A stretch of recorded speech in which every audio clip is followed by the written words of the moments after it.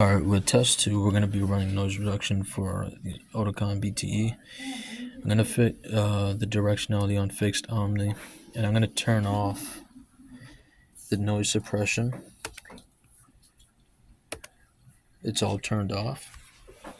And when I run the first test for Oticon, we use pink noise. I'm going to run pink noise at 65, so average. Start the test.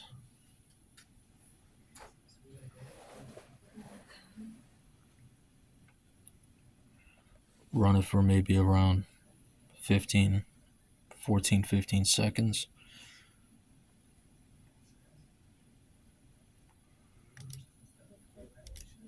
And you can see that because we had all the noise reduction turned off, the two lines, there's no gap between the two lines. Usually the very thin line, if we turn the noise reduction on, it will drop.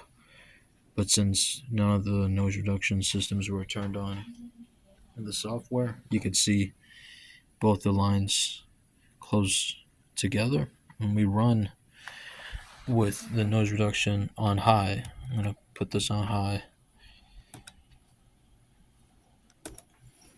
and I'm going to turn the neural noise suppression, and I want everything to be high. I want it to be balanced, but 4 dB, 10 dB in fixed omni with the transient noise management on high as well. When we do that and we run the same 65 dB pink noise and we run the test for same 15-16 seconds, you can see how there's a drop now, because the first line was when the noise reduction was turned off, the first pink or purple thick line.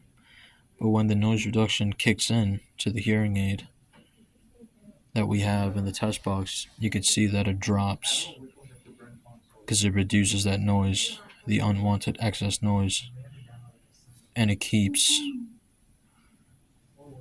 the main speech sounds as audible as possible. We went a bit over, but you could see the first test, between the first test and the second test, they were all together because there was no noise reduction on, so there's no need to reduce any noise.